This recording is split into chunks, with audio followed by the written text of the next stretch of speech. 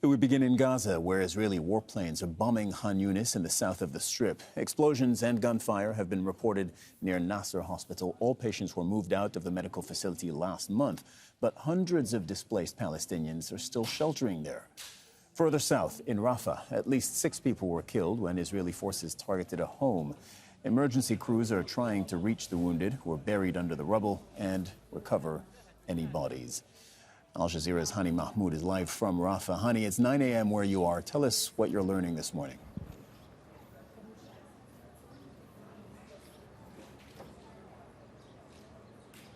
Yes, sir. Well, more death and devastation caused by the ongoing relentless airstrikes in overcrowded Rafah city, where a residential home was targeted, brutally attacked, and overnight attacks. And we're looking at 6 people from one family. Remaining family members are critically injured and all rushed to a Nasser Hospital. Entire family was residing in this residential home was bombed and killed. Among the 7 people who were killed were 3 children among the casualties. Remaining family members were rushed, transferred, where more people had just within the past hour were removed from under the rubble. Not only it caused the destruction of this residential home, but also its vicinity, just forcing more people into internal displacement.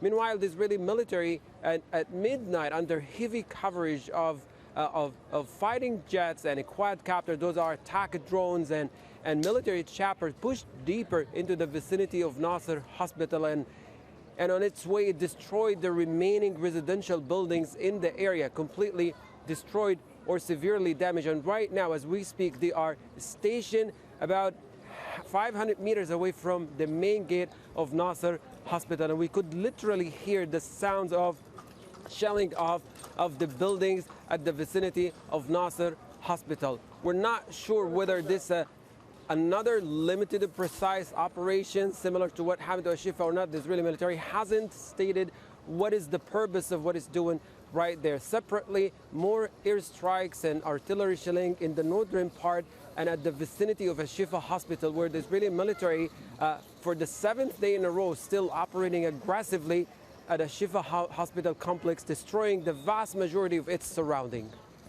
Hani, the head of the largest UN aid agency in Gaza, UNRWA, says that Israeli authorities have once again prevented a food convoy from entering northern Gaza, and it's not the first time this week. So where are we on the entry of aid into Gaza at the moment?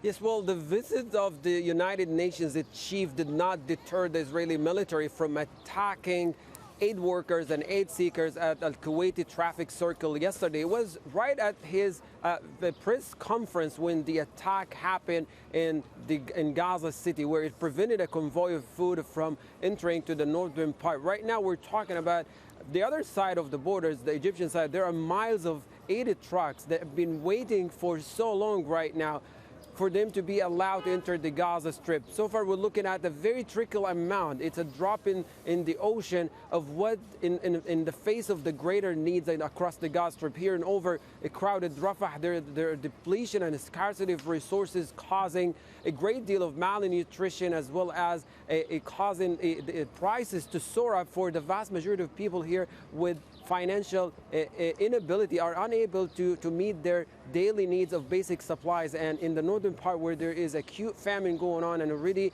enforced dehydration and starvation caused the death of 27 children. Because of that, the Israeli military is still imposing restrictions and keep obstructing the flow of humanitarian aid into the Gaza Strip, just threatening the spread of famine here into the southern part of the Gaza Strip. Alternatives that have been proposed have happened to be insufficient in terms of providing aid. We're talking about airdropping food, as well as the construction of a pier that will take at least 2 months. And by the time it is ready, a lot of people would have gone through under extreme difficult situations as the famine keeps spreading. Al Jazeera's Hani Mahmoud reporting live from inside the Gaza Strip. Thank you very much, Hani.